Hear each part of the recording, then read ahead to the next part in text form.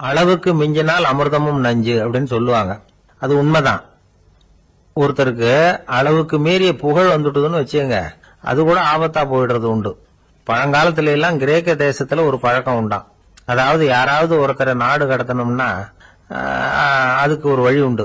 அதாவது ஒருத்தரை நாடு கடத்தணும்னு மக்கள் விரும்புறாங்கன்னு வச்சுங்களேன், அவர் பேரை ஒரு மண்பாண்ட ஓட்டு சில்லுல எழுதி அதை ஒரு குறிப்பிட்ட பொது இடத்துல போட்டுற வேண்டியது, அவ்வளவுதான். இது மாதிரி பல பேர் போட்டுக்கிட்டே இருப்பாங்க. எல்லாம் அப்படியே குவிஞ்சு போயிடும். அந்த ஓட்டாஞ்சில்லு குவியல்ல யாருடைய பேர் அதிகமா இருக்குதோ அந்த நபரை ஒரு 10 ஆண்டுகள் நாடு கடத்தி விடுவாங்க. இது அந்த ஊர் வழக்கமா. ஒரு நாள் அந்த குவியலுக்கு பக்கத்துல ஒரு ஆள் நின்றுட்டு இருக்கிறான். அவன் கையில ஒரு ஓட்டாஞ்சில்லு வச்சிருக்கிறான். அதுல யாரோட பேரையோ எழுதணும், எழுதி அந்த இடத்துல போடணுங்கிறது அவன் ஆசை. ஆனா அவன் படிக்காதவன், அதனால எழுத தெரியல. யாராவது அந்த வழியா வர்றாங்களான்னு பாத்துக்கிட்டே நின்றுகிட்டு இருந்தான். ஒரு பெரியவர் வந்துகிட்டு இருந்தார். அவர்கிட்ட ஓடினான். கையில் இருந்த மண்பாண்ட சில்ல கொடுத்தான். ஐயா, இதுல ஒரு பேர் எழுதி கொடுங்களேன்னா. அந்த பெரியவர் அதை வாங்கி கையில வச்சுக்கிட்டு, என்ன பேர் எழுதணும் சொல்லு அப்படின்னா. இவன் சொன்னான், அரிஸ்டைடிஸ் அப்படின்னு எழுதுங்க அப்படின்னா. இதை கேட்டதும் அந்த பெரியவருக்கு அதிர்ச்சி. ஏன்னா அவரு தான் அரிஸ்டைடிஸ், தத்துவ மேதை அரிஸ்டைடிஸ் அவர். இருந்தாலும் நான் தான் அதுங்கிறத காட்டிக்காம அந்த ஆளுகிட்ட கேட்டார். அது சரிப்பா, அரிஸ்டைடிஸ்ங்கிற பேரை எழுத சொல்ற, அவர் உனக்கு என்ன கெடுதல் பண்ணார், அவர் பேரை இதுல எழுத சொல்றிய அப்படின்னு கேட்டிருக்கார். அதுக்கு இவன் சொன்னானா, அவர் எனக்கு எந்த கெடுதலும் பண்ணல, அவரை நான் பார்த்தது கூட இல்ல அப்படின்னு இருக்கான். அப்புறம் எதுக்காக அவரை நாடு கடத்தணும்னு நீ ஆசைப்படுற அப்படின்னு கேட்டிருக்கார். இப்ப அந்த ஆளு சொல்றான், அரிஸ்டைடஸ பத்தி எல்லாரும் பேசுறாங்க, அவரு ரொம்ப நல்லவர், அவர் ஒரு பெரிய அறிவாளிங்கிறாங்க, அவர் ஒரு பெரிய வள்ளல், பேரறிஞர், இப்படி எல்லாரும் சொல்றதை கேட்டு கேட்டு எனக்கு ரொம்ப அழுத்து போயிட்டுது, அதனாலதான் வெறுப்பாயிட்டேன் அப்படின்னு நானா. இதுல இருந்து என்ன தெரியுது, நாம நல்லவனா இருக்கிறதுல ஒன்னும் இடைஞ்சல் இல்லை. ஆனா நம்மள நல்லவன் நல்லவன் எல்லாரும் சொல்ல ஆரம்பிச்சுட்டாங்கன்னு வச்சுக்கோங்க, அப்ப இடைஞ்சல் ஆரம்பம்னு அர்த்தம். எதுவுமே அளவுக்கு மிஞ்சி போகாம பாத்துக்க வேண்டியது ரொம்ப அவசியம். அளவுக்கு அதிகமா ஆசைப்படாதவங்கள ஆபிரகாம் லிங்கனும் ஒருத்தரான். அவரு ஒரு தடவை தன்னுடைய நண்பர்கள் கிட்ட பேசிக்கிட்டு இருந்தாராம். ஒருத்தர் கேட்டிருக்கார், ஒரு மனுஷனுக்கு கால்கள் எவ்வளவு உயரம் இருக்கணும் அப்படின்னு கேட்டாராம். இதுக்கு ஆபிரகாம் லிங்கன் சொன்னாராம், அது என்ன, இடுப்புல இருந்து தரையை தொடுற அளவுக்கு உயரம் இருந்தா போதும் அப்படின்னாராம். ஒரு பெரிய கிராமம். அந்த கிராமத்துல ஒரு பண்ணையார் வீடு, அதுதான் அந்த கிராமத்திலேயே பெரிய வீடு. ஒரு நாள் ஒரு திருடன் அந்த கிராமத்துக்கு வந்தான். சுத்தி பார்த்தான். அந்த பண்ணையார் வீடு கண்ணுல பட்டது. இன்னைக்கு ராத்திரி இந்த வீட்டுல தான் நம்ம தொழில் ஆரம்பிக்கணும் அப்படின்னு சொல்லி அவன் முடிவு பண்ணிக்கிட்டான். ஏன்னா அதுதான் அந்த கிராமத்திலே கொஞ்சம் பெரிய வீடு, அங்கதான் அவன் எதிர்பார்க்கறது ஏதாவது கிடைக்கும் அப்படிங்கறது அவனுடைய முடிவு. நடு ராத்திரி அவன் மெதுவா சோரேறி குதிச்சு அந்த பெரிய வீட்டுக்குள்ள புகுந்தான். அங்க போய் பார்த்தா முக்கியமான இடங்கள்ல எல்லாம் காவலுக்கு ஆள் நின்றுட்டு இருக்கிறாங்க ராத்திரி நேரத்துல. சரி, இந்த வீட்டுல நம்மால திருட முடியாது அப்படின்னு முடிவு பண்ணிட்டு மெதுவா வந்த வழியிலேயே திரும்பி வந்தான். அந்த சமயத்துல காலில் ஏதோ தட்டுப்பட்டது. என்னது அப்படின்னு சொல்லி குனிஞ்சு பார்த்தா அங்க ஒரு பெரிய வெங்காய மூட்டை அடுக்கி வச்சிருக்கிறாங்க. சரி, வந்ததுக்கு வெறுங்கையோட திரும்ப வேண்டாமே அப்படின்னு சொல்லி கையில இருந்த ஒரு பெரிய பை நிறைய அதை அள்ளி போட்டுக்கிட்டான். வெங்காயத்தை போட்டுக்கிட்டு புறப்படுற சமயத்துல கப்புன்னு கழுத்துல ஒரு கை விழுந்தது. ஆள் மாட்டிக்கிட்டான். அதாவது காவலாளிகள் அவனை புடிச்சு வச்சுக்கிட்டாங்க. மறுநாள் காலையில அந்த திருடனை பண்ணையார் முன்னாடி கொண்டுட்டு போய் நிறுத்தினாங்க. ஐயா, இந்த ஆளு ராத்திரி நம்ம வீட்டுல திருடுறதுக்காக வந்தான், வெங்காயத்தை அள்ளிட்டு புறப்படுறப்போ மாட்டிக்கிட்டான் அப்படின்னாங்க. அவரு பார்த்தாரு, என்னப்பா இவங்க சொல்றது உண்மைதானான்னு கேட்டார். ஆமான்னு ஒத்துக்கிட்டான் அந்த ஆளு. பண்ணையார் அதுக்கப்புறம் கொஞ்சம் யோசனை பண்ணார். அப்புறமா தீர்ப்பு வழங்கினார். இத பார்ப்பா, நீ இங்க திருட வந்தது குற்றம், அதுக்காக நீ 100 ரூபாய் அபராதம் செலுத்தணும், அல்லது 100 கசையடிகள் வாங்கணும், அதுவும் இல்லைன்னா நீயே திருடுன அவ்வளவு வெங்காயத்தையும் பச்சையா என் கண் முன்னாடியே சாப்பிட்டுணும். இதுல எந்த தண்டனைய ஏத்துக்கிறது அப்படிங்கறத பத்தி நீயே யோசனை பண்ணி முடிவு எடுத்துக்கலாம் அப்படின்னு சொல்லிவிட்டார். அதாவது இவனே முடிவு பண்ணிக்க வேண்டியது, 100 ரூபா பணம் கட்டுறியா, இல்லது சாட்டை அடி வாங்குறியா, அல்லது வெங்காயத்தை சாப்பிடுறியா, இதுதான் அவர் கொடுத்தது, நீயே முடிவு பண்ணி சொல்லுன்னு விட்டார். திருடன் கொஞ்ச நேரம் யோசனை பண்ணி பார்த்தான். அவனுக்கு இருக்கிறதுலயே ரொம்ப சுலபமா தெரிஞ்சது இந்த வெங்காயத்தையே சாப்பிட்டுறேன்ட்டான். ஐயா நான் இந்த வெங்காயத்தையே சாப்பிட்டுறேன், அதுதான் எனக்கு கொஞ்சம் சுலபமா தெரியுதுன்னா சரின்னு விட்டார் பண்ணையார். அப்படியே எல்லாத்தையும் கொண்டு கொட்டினாங்க. ஒவ்வொன்றா எடுத்து சாப்பிட ஆரம்பிச்சான். கொஞ்ச நேரம் சுவாரஸ்யமா சாப்பிட்டான். அதுக்கப்புறம் வாய் எரிய ஆரம்பிச்சுட்டுது. கண்ணு ரெண்டும் செவந்து போச்சு. கண்ணுல இருந்து தார தாரையா கண்ணீர் வழிய ஆரம்பிச்சுட்டுது. ஒரே எரிச்சல். அவனால தாக்கு பிடிக்க முடியல. வெங்காயம் பாதி கூட தீரல. பார்த்தான், சரி இது நமக்கு சரிப்பட்டு வராது அப்படின்னு முடிவு பண்ணிட்டான். ஐயா என்னை மன்னிச்சுக்கங்க, இது என்னால முடியாது போல இருக்கு, பேசாம எனக்கு 100 ஷார்ட் ஐடியா கொடுத்துருங்க அப்படின்னா. அவரும் சரின்னார். ஷார்ட் ஐடி விழ ஆரம்பிச்சது. அதுவும் ஆரம்பத்துல ஒரு மாதிரியா இருந்தது. ஒரு 60 அடிகள் விழுற வரைக்கும் தாங்கினான். அதுக்கு மேல அவனால முடியல, தாக்கு பிடிக்க முடியல. ஐயா என்னை மன்னிச்சுக்கோங்க அப்படின்னு மறுபடியும் பண்ணையார் காலில் விழுந்தான். ஐயா இதுவும் எனக்கு சரிப்பட்டு வராது போல இருக்கு, பேசாம 100 ரூபா அபராதமே கட்டி போடுறேன் அப்படின்னா. அதே மாதிரி பணத்தை எடுத்து கொடுத்துட்டு அவன் பாட்டுக்கு போனான். இப்படி ஒரு கதை உண்டு. இந்த கதைய உலக புகழ்பெற்ற மனோதத்துவ மேதை எம் ஸ்காட் பெக் ஒரு உதாரணமா எடுத்து சொல்றார். எதுக்காக அவர் எடுத்து சொல்றாருன்னா, இந்த முடிவெடுக்கும் திறன் அப்படிங்கறத விளக்கறதுக்காக. வாழ்க்கையில முடிவெடுக்கிற திறன் நம்ம ஒவ்வொருத்தருக்கும் ரொம்ப அவசியம். எந்த சந்தர்ப்பத்துல எப்படி முடிவெடுக்கிறோம் அப்படிங்கறத வச்சுதான் நம்ம வாழ்க்கை அமையும். எவ்வளவுதான் பணம் இருந்தாலும் சரி, எவ்வளவுதான் படிச்சிருந்தாலும் சரி, இந்த முடிவெடுக்கிற திறன் சரியா இல்லைன்னா வாழ்க்கையில பல சறுக்கல்களை சந்திக்க வேண்டியிருக்கும். நாம முடிவுகள் எடுத்தா அந்த முடிவுகளால ஏற்படக்கூடிய விளைவுகளுக்கு நாம பொறுப்பு ஏற்க வேண்டி இருக்குமே அப்படிங்கிற பயத்தினால முடிவெடுக்கிற அதிகாரத்தை பல சமயங்கள்ல நாம மற்றவங்களுக்கு தாரவாத்து கொடுத்துடுறோம். நாமே முடிவெடுக்கக்கூடிய திறமையை வளர்த்துக்கிறது தான் ரொம்ப முக்கியம். ஒருத்தர் சொன்னார், சார் சின்ன சின்ன பிரச்சனைகள்ல எல்லாம் எங்க வீட்டுல என் மனைவி முடிவு எடுக்க விட்டுருவேன், பெரிய பிரச்சனைகள்ல எல்லாம் நான் தான் முடிவெடுப்பேன் அப்படின்னாரு. பரவாயில்லையே அப்படின்னு சொல்லி சின்ன சின்ன பிரச்சனைகள்னா எதுங்க அப்படின்னு கேட்டேன். ஒன்றும் இல்லை, இந்த வீட்டு வருமானத்தை பெருக்கிறது எப்படி, வீட்டு செலவை சரி கட்டுறது எப்படி, வீட்டு செலவுக்கு வாங்கியிருக்கிற கடனை அடைக்கிறது எப்படி, இதெல்லாம் சின்ன சின்ன பிரச்சனைகள், என் மனைவி கிட்ட முடிவெடுக்கிற விஷயத்தை விட்டுருவேன்னார். பெரிய பிரச்சனை தான் நான் எடுத்துக்குவேன்னார். அப்படின்னா பெரிய பிரச்சனைன்னா எது சார் அப்படின்னு கேட்டேன். அது என்னன்னா, இந்த உலக பொருளாதாரத்தை மேம்படுத்துறது எப்படி, 21ஆம் நூற்றாண்டுல என்னென்ன சவால்களை சந்திக்க வேண்டியிருக்கும் உலகம், இதெல்லாம் நான் பாத்துக்குவேன் அப்படின்னாரு. பாருங்க, இது பிரச்சனைகள்ல இருந்து தப்பிக்கிற வழி. அதனால வாழ்க்கையில பிரச்சனைகளை சந்திக்கிறதுக்கு தயங்கக்கூடாது. அதே மாதிரி சரியான நேரத்துல சரியான முடிவு எடுக்கிறதுக்கு நாம கத்துக்கணும். அது ரொம்ப முக்கியம். ஒருத்தன் தன்னுடைய நண்பனை வழியில பார்த்தான். என்னப்பா லெட்டர் போட்டுன கிடைச்சதா அப்படின்னா. ஓ கிடைச்சதேன்னா அவன். இவன் உடனே ஏன்டா போய் சொல்ற, நான் உனக்கு லெட்டரே போடல, சும்மா தான் கேட்டேன், உடனே கிடைச்சிட்டுதுங்கிறிய அப்படின்னா. லெட்டர் போட்டேன்னு நீ போய் சொல்றப்போ அது கிடைச்சதுன்னு நான் போய் சொல்லக்கூடாதா அப்படின்னானா அவன். இப்படிப்பட்டவங்க சில பேர் இருந்தா கூட இன்னைக்கு கடிதம் மூலமா தொடர்பு கொள்ளாதவங்க இருக்கவே முடியாது. அந்த அளவுக்கு அது அவசியமான ஒன்னாயிட்டுது.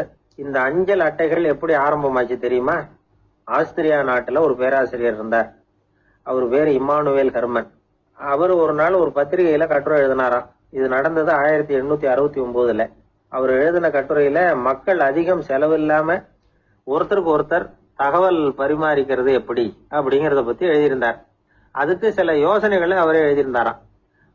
எப்படின்னா, அந்த கட்டுரையை எல்லாரும் படிச்சு பார்த்திருக்கிறாங்க. அவர் சொன்ன யோசனைகள் என்னன்னு. அது அரசாங்கத்தின் கவனத்துக்கு அது போச்சான். ஆகா, இது அவர் சொல்ற யோசனை நல்லா இருக்கும் போல் இருக்கு அப்படின்னு அவங்களே நினைச்சிருக்கிறாங்க. அவ்வளவுதான். உடனே அந்த யோசனையை நடைமுறைக்கு கொண்டுட்டு வந்தாங்களாம். பேராசிரியர் இம்மானுவேல் ஹெர்மனின் யோசனைப்படி அச்சடிச்ச அரசு முத்திரையோட அரசாங்கம் அஞ்சல் அட்டைகளை வெளியிட ஆரம்பிச்சுதான். 1869 அக்டோபர் 7ஆம் தேதி இது நடந்திருக்கு.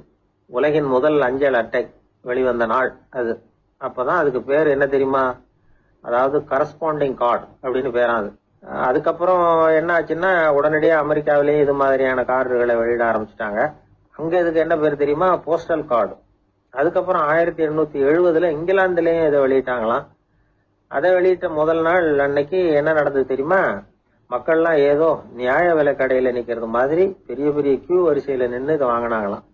நம்ம நாட்டுல முதல் அஞ்சலகம் 1927 கல்கத்தாவில் ஆரம்பமாயிருக்கு. இன்னைக்கும் அஞ்சலகம் இல்லாத இடமே இல்லை. அந்த அளவுக்கு அஞ்சல் போக்குவரத்து அதிகமாயிருக்குது. அன்னைக்கு உள்நாட்டுல ஒருத்தருக்கு ஒருத்தர் தகவல் பரிமாற்றம் செய்து கொள்ள மலிவான ஒரு அஞ்சல் அட்டையை அரசாங்கம் வெளியிடலாம் அப்படின்னு பேராசிரியர் எழுதின கட்டுரை இன்னைக்கு எந்த அளவுக்கு ஆகியிருக்கு பாத்தீங்களா? ஒருத்தன் ஒரு தபால் பெட்டிக்கு பக்கத்துல தலைய வச்சுக்கிட்டு அவன் பாட்டுக்கு நின்றுட்டு இருந்திருக்கான். அங்க இருந்து இன்னொருத்தன் கேட்டிருக்கான் என்ன ஆச்சுன்னு. கொஞ்ச நேரத்துக்கு முன்னாடி இந்த தபால் பெட்டியில ஒரு கார்டு எழுதி போட்டேன், விவரம் எல்லாம் நல்லா தான் எழுதியிருக்கிறேன், ஆனா அட்ரஸ் எழுத மறந்துட்டேன் அப்படின்னு நானா. உடனே அவன் அதுக்காக கவலைப்படாத, நான் போட்ட கார்டுல அட்ரஸ் எல்லாம் பின்கோடு உள்பட கரெக்டா எழுதியிருக்கேன், ஆனா விவரம் எழுத மறந்துட்டேன் நானா. கவலைப்படாத, கொஞ்ச நேரத்துல தபால்காரர் வருவார், பெட்டியை திறந்ததும் நம்ம லெட்டரை கேட்டு வாங்கிக்கலாம்னா ஒருத்தன். கொஞ்ச நேரத்துக்கு முன்னாடி அவர் வந்தார், கேட்டேன், அதுக்கப்புறம் தான் மனசுக்கு ரொம்ப கஷ்டமா போச்சு நானா. இவன் ஏண்டான்னு கேட்டிருக்கான். அவன் இது தபால் புட்டு இல்லையா. மனித நேயம்ங்கிறத பத்தி சொல்லுவாங்க. மனித நேயம் ஏன்னா ஒரு கணவன் கணவனா இருக்கணும், மனைவி மனைவியா இருக்கணும். ஒரு மனுஷன் இன்னைக்கு மனிதன் மனிதனாக இல்லை, மனித நேயம் குறைஞ்சு போச்சு.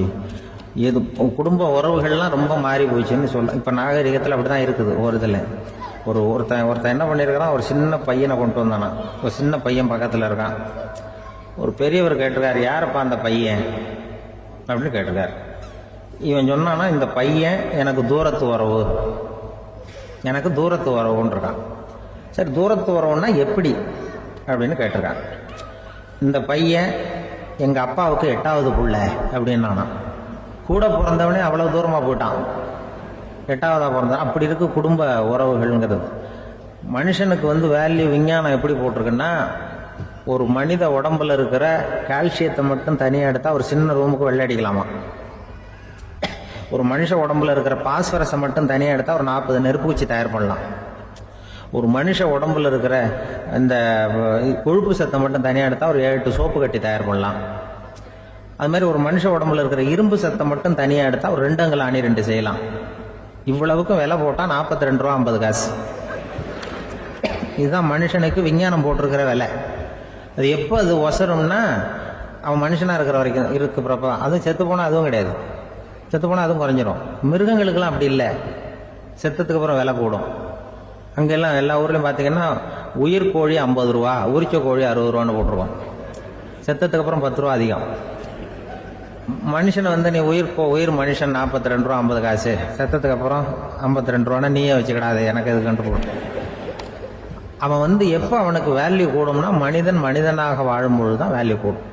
குடும்பத்துல அந்த அந்த பாசத்தோட வாழணும்னு கடவுள்கிட்ட கேட்டு சொன்னாங்களே, அதுதான். இந்த சமூகம்ங்கிறதும் ஒரு பெரிய குடும்பம் தான். அதனாலதான் இந்த நாட்டுக்குள்ள பெருமையை எல்லாரும் ஒற்றுமையா இருந்தா எதையும் சாதிக்கலாம்ங்கிறது தான் இந்த நாட்டுக்குள்ள பெருமை. அப்படி நிரூபிச்சோம். அதனால சமூகம்ங்கிறதும் ஒரு குடும்பம் மாதிரி இருக்கிறது தான் பெருசு. இப்போ சில இதெல்லாம் இப்போ ஜாதி மத வேறுபாடெல்லாம் நம்முடைய முன்னேற்றத்தை தடுக்கும். விலங்குகள் நம்மளோட மேலானது. அதான் ஒரு ஊர்ல ஒரு சிவன் கோயில் இருந்துதான். சிவன் கோயில்ல அந்த புறாவெல்லாம் வளர்ந்துகிட்டு இருந்திருக்கு. அந்த மாடத்துல, சிவன் கோயில் மாடத்துல புறாவெல்லாம் கூடியிருந்திருக்கு. உடனே அதுக்கு கும்பாபிஷேகம் பண்றதுக்காக ஊர்ல திட்டம் போட்டாங்க. சிவன் கோயிலுக்கு வெள்ளடிக்க ஆரம்பிச்சாங்க. வர்ணம் பூச ஆரம்பிச்சதும் அதுக்கு சாரம் கட்டுவாங்கல்ல, இந்த குச்சியெல்லாம் வச்சு சாரம் கட்டுவாங்க. உடனே இந்த புறாவெல்லாம் என்ன பண்ணிச்சான், இனிமே நம்ம இங்க வெள்ளை அடிக்கிறாங்க, கும்பாபிஷேகம் வருது, நம்ம இங்க குடியிருக்க முடியாது, எதிர்த்தாப்புல எங்க போகலான்னு பார்த்துருக்கு. இந்த உயரம் கோபுரத்துல இருந்த புறாவெல்லாம் எதிர்த்தாப்புல ஒரு மாதா கோயில் இருந்திருக்கு, சர்ச்சு. அங்க சில மாடங்கள்ல புறாவெல்லாம் இருக்குது, சில மாடம் இருக்கு. உடனே நம்மளாம் அங்க போயிடும் கொஞ்சம் காலத்துக்குன்னு எல்லாம் புறப்பட்டு இந்த மாதா கோயிலுக்கு போயிடுது. அங்க போனா அங்க இருக்கிற புறாவோட சேர்ந்து இதுவும் குடியிருந்துட்டு இருக்கு. கொஞ்ச நாள் என்னாச்சு, அங்க கிறிஸ்துமஸ் வந்துட்டுது. கிறிஸ்துமஸ் வந்ததும் சரி, இங்கேயும் வெள்ளடிக்க ஆரம்பிக்கிறாங்க. நம்ம மறுபடியும் எங்கடா போறதுன்னு பார்த்தா, அங்க இருக்கிற புறாவோட சேர்ந்து இதுவும் சேர்ந்து நேரா ஒரு பள்ளிவாசல் இருந்தது. எதுக்கு அங்க இருக்கிற மாடத்துல போய் அங்க குடியேறிட்டுது எல்லாம். அங்க போனா அங்க ரமலான் மாசம் ரம்ஜானுக்காக அதையும் புதுப்பிக்க ஆரம்பிச்சாங்க. இது என்ன பண்றதுன்னு சொல்லி இந்த 3 செட்டு புறாவும் சேர்ந்து என்ன பண்ணுச்சு, எங்க போலான்னு பார்த்தா மறுபடியும் அதுக்குள்ள இந்த சிவன் கோயில்ல கும்பாபிஷேகம் முடிஞ்சு போச்சான். முடிஞ்சிருக்கு, அங்க போடுவோம் எல்லாரும் சொல்லி எல்லா புறாவும் அந்த சிவன் கோயிலுக்கு வந்துட்டுது. அங்க போய் மாடத்துல குடியிருந்துட்டுது. அப்போ திடீர்னு ஒரு நாள் பார்த்தா ஒரே கலவரம் பூமியில எல்லாம் ஒருத்தனை அருவாளை தூக்கிட்டு நிற்கிறான், குச்சி எடுத்து ஒருத்தனை சுட்டுக்கிறான், ஒரே கலவரம், சத்தம், ஒரே மத கலவரம் வந்துட்டுது ஊர்ல. அப்போ புறாவெல்லாம் மாடத்துல இருந்துக்கிட்டு ஒரு குஞ்சு புறா அவங்க அம்மாட்ட கேட்டுதான், இது என்ன, இந்த மனுஷனுக்கு என்ன ஆச்சு, அவன் கத்தியை தூக்கிட்டு நிற்கிறானே அப்படின்னு கேட்டுதான். ஒரு குஞ்சு புறா அவங்க அம்மாட்ட கேட்டுதான், அம்மா புறா. இப்போ அம்மா அந்த புறா சொல்லிச்சான், மனுஷனுக்கு இப்போ மதம் பிடிச்சிருக்கு, அதான் கத்தியை தூக்கிட்டு நிற்கிறான் அப்படின்ட்டு. இப்போ நமக்கெல்லாம் பிடிக்கலையே அப்படின்னு தான். அப்போ அந்த புறா சொல்லிச்சான், அந்த பாருமா, நாம் இந்த சிவன் கோயிலில் இருந்தாலும் நமக்கு புறான்னு தான் பேர், இந்த மாதா கோயிலுக்கு போனாலும் நமக்கு புறான்னு தான் பேர், பள்ளிவாசலுக்கு போனாலும் நமக்கு புறான்னு தான் பேர். அந்த மனுஷன் அப்படி இல்லை, அவன் இங்கே இருக்கிற வரைக்கும் இந்துன்னு சொல்லுவான், அங்கே மாதா கோயில் இருந்தான்னா கிறிஸ்தவன்னு சொல்லுவான், பள்ளிவாசலில் இருந்தான்னா முஸ்லீம்னு சொல்லுவான். அப்போ குஞ்சு புறா, அது என்ன இப்படி பண்ணுறாங்க மனுஷங்க, இப்போ அவங்கள விட நம்ம வசதி போல் இருக்க, நம்ம தேவலாம் போல் இருக்க அப்படின்னு தான் அந்த குஞ்சு புறா. அப்போ அந்த தாய் புறா சொல்லிச்சான், உண்மைதான், அதனால தான் நம்ம மேலான இடத்துல இருக்கிறோம், அவன் கீழே நிற்கிறான் என்னமோ அப்படின்னு சொல்லிச்சான். இதுதான் அந்த குடும்பம்ங்கிறது, சமுதாயம்ங்கிறது ஒரு பெரிய குடும்பம். அது இந்த புறாகிட்டேருந்து மனுஷன் கற்றுக்க வேண்டியிருக்கு. அப்படி இருக்குது இன்னைக்கு மனுஷனுடைய நிலைமை. அதை புரிஞ்சுக்கணும். அப்படித்தான் ஒவ்வொரு இதுலேயும் நாம் நடந்து கொள்ள வேண்டியிருக்குது. மிருகங்கள்டேருந்து கற்றுக்கிற வாய்ப்பெல்லாம் இருக்குது. அப்படி சொல்லுவாங்க, வயிறு பசிக்குதேங்கிறது சிலரோட கவலை, வயிறு பசிக்க மாட்டேங்குதே அப்படிங்கிறது சில பேரோட கவலை. 2 விதமான கவலைக்கும் வயிறு தான் காரணமாக இருக்குது. வயிறு பசிச்சதுன்னா அது இயற்கை, வயிறு பசிக்கலைன்னா அது வியாதி. ஆனால் பசியையும் நாம் பசிப்பிணி அப்படின்னு தான் சொல்லுவோம். என்ன காரணம்? வியாதியை போக்க வேண்டியது எவ்வளவு முக்கியமோ அதை விட முக்கியம் பசியை போக்க வேண்டியது. ஒரு சமுதாயத்தில் பசிப்பிணியே இருக்கக்கூடாது, அதுதான் நல்ல சமுதாயம். பசியை போக்கணும்னா சாப்பாடு போடணும், பசியின்மையை போக்கணும்னா வைத்தியம்தான் பண்ணணும். இது சம்பந்தமாக எவ்வளவோ ஆராய்ச்சிகள் நடக்குது, நிறைய மருந்து கண்டுபிடிச்சிருக்கிறாங்க. நம்ம உடம்புல பசியை தூண்டக்கூடிய பகுதி எது, இதை முதல்ல தெரிஞ்சுக்கணும் இல்லையா? நாம் சாப்பிட்ற ஆகாரம் செரிக்கிறதுக்கு எது காரணம் தெரியுமா? நம்ம மூளையோட பின்பகுதி தான் அதுக்கு காரணமாக இருக்குதாம்.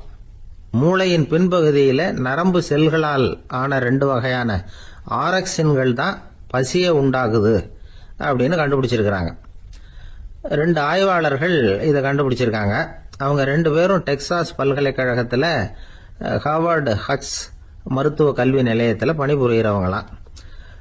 உண்பது தேவைங்கிறது உணரப்படும் போது மூளையின் அந்த குறிப்பிட்ட பகுதி ஆரக்சின் அப்படிங்கிற ஹார்மோன்களை சுரக்கும், அது பசி உணர்வை தூண்டும் அப்படிங்கிறது தான் அந்த ஆய்வாளர்களின் கண்டுபிடிப்பு.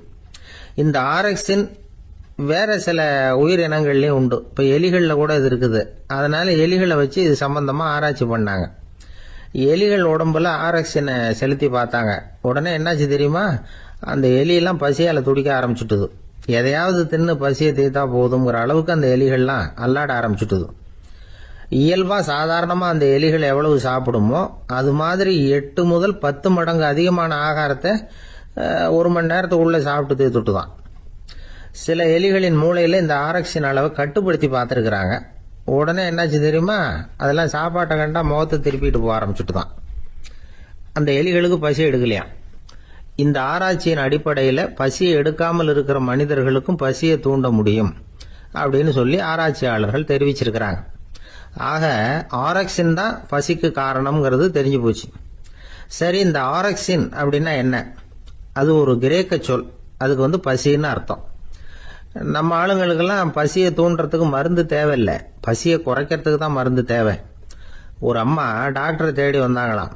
டாக்டர், எங்கள் வீட்டுக்காரருக்கு திடீர்னு அகோர பசி, நிறைய சமைச்சு போடுறேன், அவ்வளவையும் சாப்பிட்டுட்டு கீழே கிடக்கிற குப்பை கூலங்களையும் எடுத்து சாப்பிட ஆரம்பிச்சுடுறார், என்னன்னு கவனிச்சு பாருங்க அப்படின்னாங்களாம். எவ்வளவு நாளாக அப்படி இருக்குதுன்னு கேட்டிருக்காரு டாக்டர். 1 வாரமாக அப்படி இருக்குதுன்னாங்களாம். இவ்வளவு நாளாக ஏன் சும்மா இருந்தீங்க, ஆரம்பத்திலேயே இங்கே அழைச்சிட்டு வர வேண்டியது தானே அப்படின்னாரான் டாக்டர். அது ஒன்றும் இல்லை டாக்டர், வீடு பூரா சுத்தமாகட்டுமேன்னு பார்த்துக்கிட்டு இருந்தேன் அப்படின்னாங்களாம் அந்த அம்மா. அந்த மரத்தின் உச்சியில ஒரு பறவை கூடும். ஏதோ ஒரு பறவை கூடு கட்டி இருந்தது. அது என்ன பறவைன்னா ராஜாளி. ஒரு குரங்கு அந்த மரத்து கிளையில தாவி தாவி குதிச்சுக்கிட்டு இருந்தது. அப்போ இந்த கூட்டுல இருந்த முட்டை அது கண்ணுல போட்டுட்டுது. அதுக்கப்புறம் அது சும்மா இருக்குமா? விளையாட்டா ஒரு முட்டையை எடுத்தது, மரத்தை விட்டு கீழே இறங்குச்சு. கீழே ஒரு குப்பை மேட்டுல ஒரு கோழி சில முட்டைகளை அது பாட்டுக்கு இட்டு வச்சிருந்தது. குரங்கு தன் கையில இருந்த ராஜாளி பறவையோட முட்டைய அந்த கோழி முட்டைகளோட சேர்த்து போட்டுட்டு போயிட்டுது. கோழி வந்தது, பார்த்தது, அதுக்கு ஒன்னும் வித்தியாசம் புரியல. தன்னுடைய முட்டைகளோட சேர்த்து அந்த ராஜாளி முட்டையையும் சேர்த்து அடைகாத்துது. கொஞ்ச நாள்ல குஞ்சுகள்லாம் பொரிச்சுது, எல்லாம் முட்டை விட்டு வெளியில வந்தது. ராஜாளி பறவையோட குஞ்சு அந்த கோழி குஞ்சுகளோடவே சேர்ந்து வளர்ந்தது. மற்ற கோழி குஞ்சுகள் போலவே இதுவும் குப்பையை கிளறிச்சு புழு பூச்சிகளை சாப்பிட்டது. காக்கைகள் தாக்கிறதுக்கு வந்ததுன்னா மற்ற கோழி குஞ்சுகள் மாதிரியே இதுவும் பயந்து போய் தாய் கோழியின் சிறகுகளுக்கு உள்ள வந்து ஒளிஞ்சுக்கும். இப்படியே கொஞ்ச காலம் போச்சு. குஞ்சுகள்லாம் வளர்ந்து பெருசாயிட்டுது. சிலது சேவல்களாச்சு, சிலது கோழிகளாச்சு. அந்த ஒண்ணு மட்டும் ராஜாளி ஆச்சு. ஆனா ஒரு விஷயம், தான் ஒரு ராஜாளிங்கிறது அந்த பறவைக்கு தெரியாது. தன்னையும் ஒரு கோழின்னே அது நினைச்சுக்கிட்டு இருக்கு. அப்படி நினைச்சுக்கிட்டு குப்பை மேட்டை கிளறிக்கிட்டு இருக்கு. ஒரு நாள் சாயந்தர நேரம் இந்த ராஜாளி பறவை கீழே அது பாட்டுக்கு வழக்கம் போல குப்பையை கிளறிக்கிட்டு இருக்குது. அப்போ அண்ணாந்து பாக்குது. வானத்துல உயரத்துல கூட்டமா ராஜாளி பறவைகள் உல்லாசமா வட்டம் அடிச்சு பறந்துகிட்டு இருக்கு. அதே இது பாக்குது. இதுக்கு மனசுக்குள்ள ஏக்கமா போச்சான். அப்போ இதுக்கு ஆண்டவன் பேர்ல கோபம் வந்துதான். ஆண்டவனுக்கு என் பேர்ல ஏன் இந்த ஓர வஞ்சனை?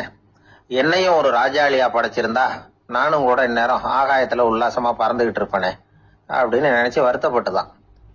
இது வேடிக்கையா இருக்குல்ல?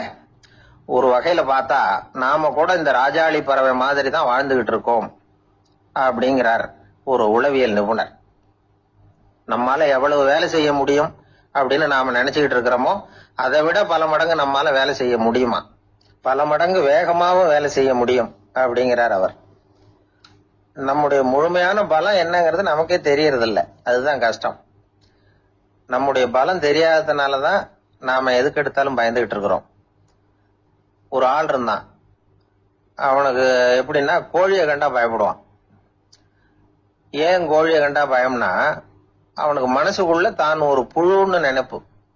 தன்னை ஒரு புழுவா நினைக்கும் பொழுது, புழுன்னா கோழி வந்து கொத்தும்ல, அதனால கோழியை கண்டு பயப்பட ஆரம்பிச்சிட்டான். இவன் நடுங்கிருவான். எதிரில் கோழி வந்ததுன்னா உடம்பு பூரா நடுங்க ஆரம்பிச்சிடும். வீட்டுல இருக்கிறவங்க பார்த்தாங்க. இவனை அழைச்சிட்டு போய் ஒரு மனநோய் மருத்துவமனையில சேர்த்துட்டாங்க. அங்க உள்ள டாக்டர் இவருக்கு சிகிச்சை எல்லாம் கொடுத்தார். ஒரு வாரம் இவனை தங்க வச்சு வேண்டிய சிகிச்சை எல்லாம் கொடுத்து மன ரீதியா அவனை மாத்தி, சரி இனிமே நீ வீட்டுக்கு போகலாம்னு சொல்லி அனுப்பி வச்சார். வீட்டுக்கு புறப்பட்டான். அப்ப சொன்னார், இத பாருப்பா, நீ வீட்டுக்கு போகலாம், நேரா வீட்டுக்கு போ, நல்லா ஞாபகம் வச்சுக்கோ, இனிமே வந்து நீ ஒரு புழு கிடையாது, மனுஷன், தைரியமா புறப்படு, போயிட்டு வா அப்படின்னு சொல்லி வழி அனுப்பி வச்சார். சரிங்க டாக்டர்னு சொல்லிவிட்டு இவன் புறப்பட்டு போனான். பாதி வழி போயிருப்பான். லேசா நிமிர்ந்து பாக்குறான், எதிரில் ஒரு கோழி வந்துகிட்டு இருக்கு. அது பாட்டுக்கு சாதாரணமா நடந்து வந்துகிட்டு இருந்தது.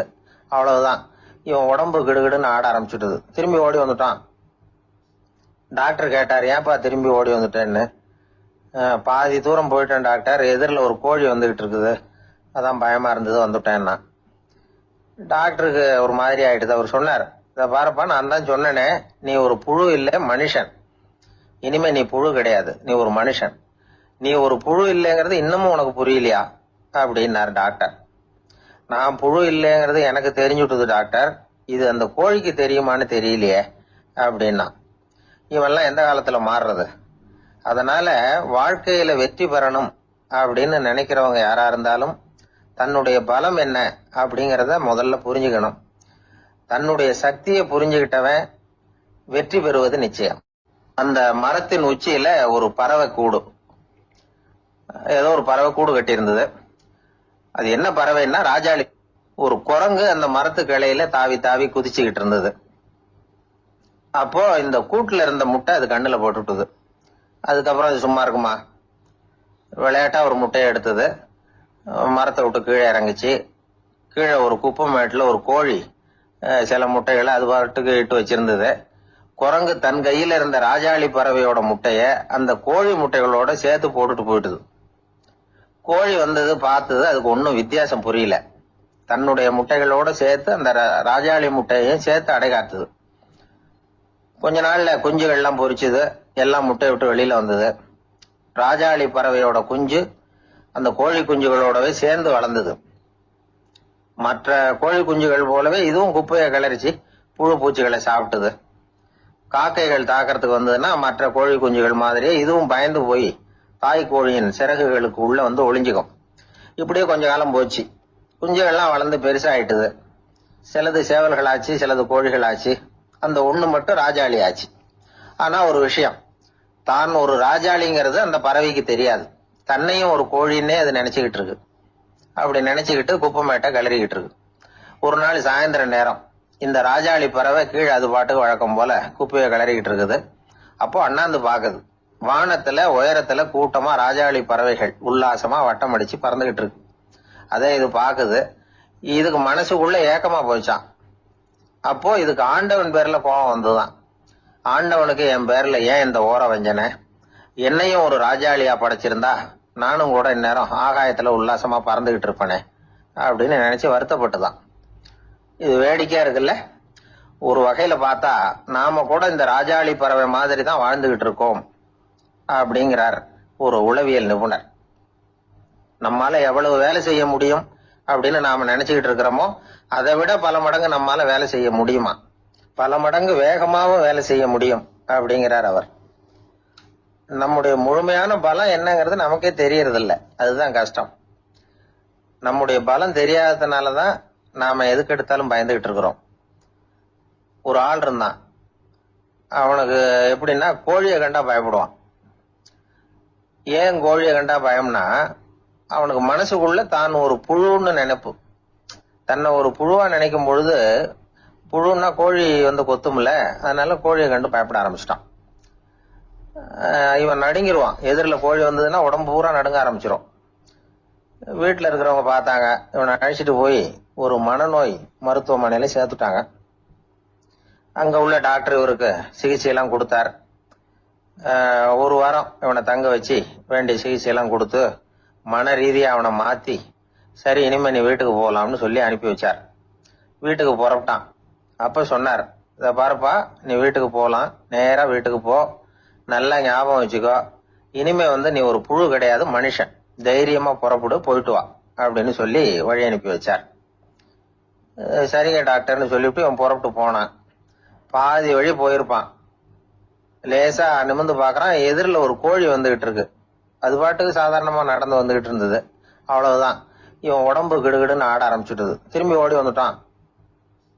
டாக்டர் கேட்டார், ஏன்பா திரும்பி ஓடி வந்துட்டேன்னு.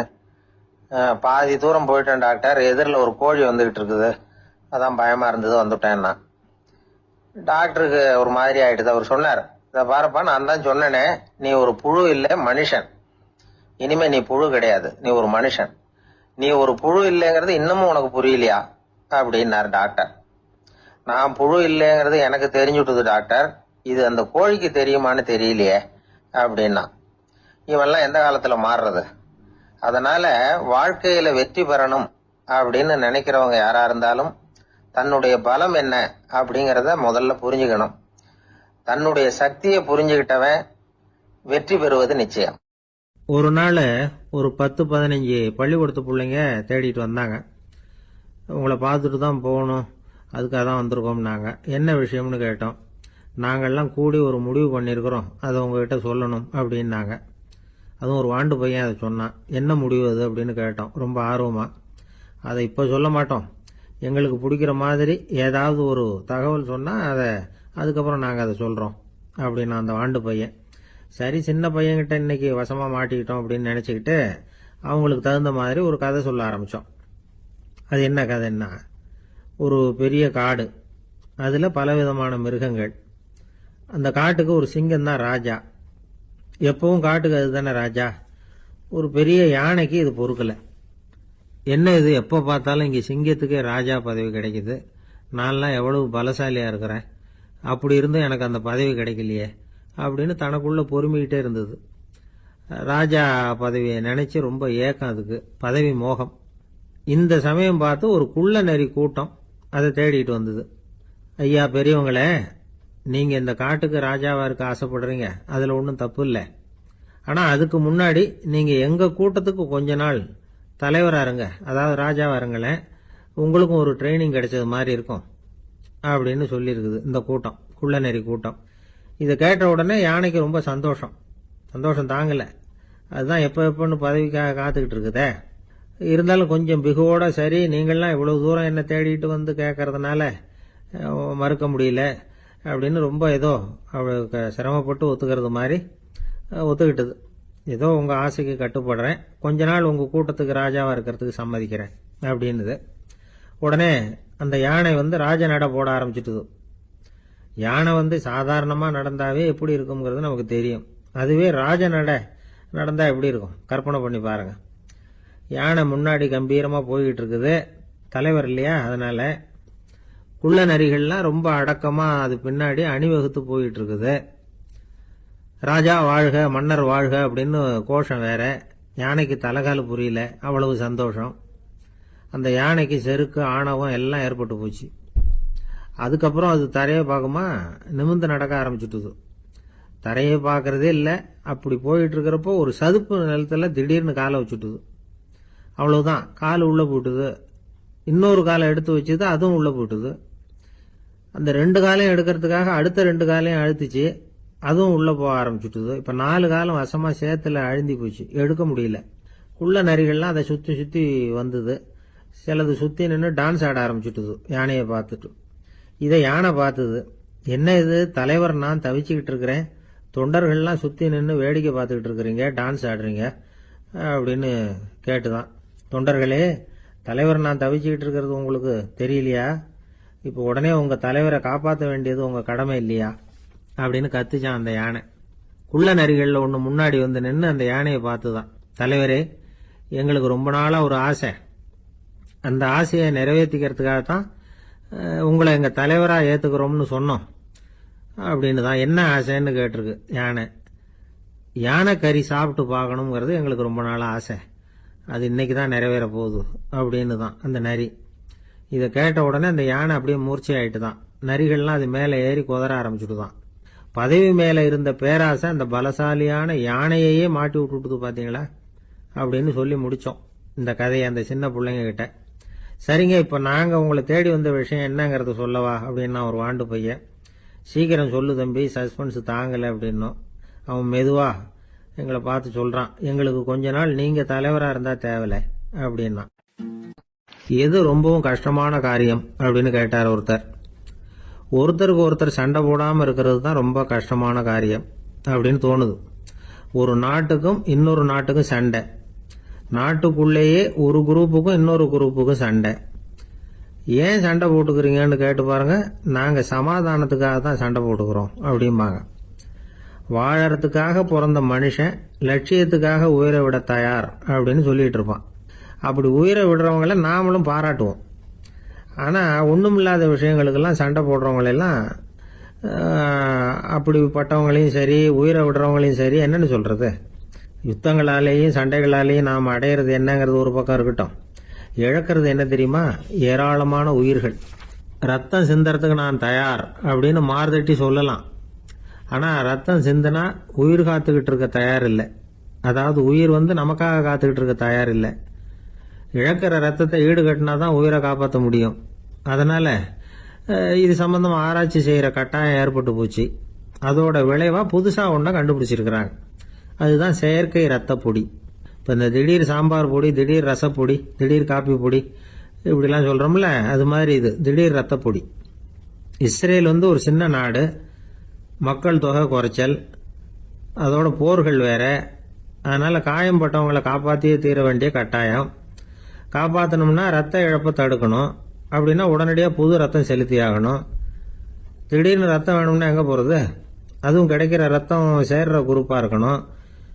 ஒரு வேடிக்கை பார்த்தீங்களா, நான் வேற குரூப்பு நீ வேற குரூப்புன்னு இவன் சண்டை போடுறான். இதில் அடிபட்டவனுக்கு ரத்தம் கொடுக்க போனால் அதுலேயும் அது வேற வேற குரூப்பாக இருக்குது. அது ரத்தமும் வேற வேற குரூப்புன்னு சொல்லிட்டு இருக்குது. எந்த குரூப்பு ரத்தம் வேணும், அது உடனடியாக கிடைக்கலன்னா என்ன பண்ணுறது? இப்படிப்பட்ட கஷ்டம்லாம் நமக்கு வந்துடுது. இதுக்காக தான் விஞ்ஞானிகள் இந்த ரத்த பொடியை கண்டுபிடிச்சிருக்கிறாங்க. அதாவது ஒரு ஆள் அடிபட்டு போட்டான்னு வச்சுங்களேன், அவனுக்கு ரத்தம் கிடைக்கல. உடனே என்ன பண்ணலாம்? இந்த சுத்தப்படுத்தப்பட்ட தண்ணீரை கொஞ்சம் எடுத்துக்க வேண்டியது, அதில் இந்த ரத்த பொடியை கரைக்க வேண்டியது. இப்போ இந்த செயற்கை ரத்தம் வந்து தயாராகிட்டுது. இதை அந்த ஆள் உடம்புல ஏற்றி விட்டுற வேண்டியது. இயற்கையாக நம்ம உடம்புல இருக்கிற ரத்தம் என்னென்ன வேலை செய்யுதோ அதே வேலையை இதுவும் செய்யும். அதாவது ஆக்சிஜனை உடம்புல எல்லா இடத்துக்கும் எடுத்துகிட்டு போகுது. அந்த வேலையை இந்த செயற்கை ரத்தமும் செஞ்சுருது. ஆனால் ஒரு விஷயம், இந்த செயற்கை ரத்தம் ஒரு அவசரத்துக்கு தான் உபயோகப்படுத்தலாம், ஒரு முதல் உதவி மாதிரி. அதை அப்படியே நிரந்தரமாக விட்டுற முடியாது. பின்னாடி வந்து தேவையான குரூப்பு உண்மையான ரத்தம் கிடைச்ச உடனே அதை செலுத்திக்கணும். உண்மையான ரத்தத்தை 20லேருந்து 40 நாள் வரைக்கும் தான் பாதுகாக்க முடியும். அதுவும் குளிர்பதன பெட்டியில். அதுக்குள்ளே உபயோகப்படுத்தலைன்னா அது வீணாக போயிடும். இந்த ரத்த பொடி அப்படி இல்லை, எவ்வளோ நாள் வேணும்னாலும் அப்படியே வச்சுருக்கலாம். குளிர்பதன பெட்டியும் தேவையில்லை. ஆனால் ஒன்று, இது தண்ணியில் கலந்து செயற்கை ரத்தமாக ஆக்கிவிட்டா அதோட வலு 72 மணி நேரம் தான், அதாவது 3 நாள். அதுக்குள்ளே அந்த ஆசாமியை எங்கேயாவது ஆஸ்பத்திரிக்கு தூக்கிட்டு போய் உண்மையான ரத்தத்தை கொடுத்துடணும். சண்டையில் அடிபடுறவங்க, சாலை விபத்தில் அடிபடுறவங்க, இவங்களுக்கெல்லாம் அவசரத்துக்கு கை கொடுத்து உதவுறது இந்த செயற்கை ரத்த பொடி. அதுக்கப்புறம் நாம் கொடுக்குற ரத்தம் தான் அவங்கள காப்பாற்றணும். இன்னைக்கு வந்து ரத்தத்தை தானமாக கொடுக்க தயாராக இருக்கிற நல்ல உள்ளங்கள் ஏராளம். எவ்வளவு ஆக்சிடென்ட்டு, ஆப்ரேஷன், இதில் சம்மந்தப்பட்டவங்களை வந்து காப்பாற்றுறது நாம் தானமாக கொடுக்குற ரத்தம் தானே.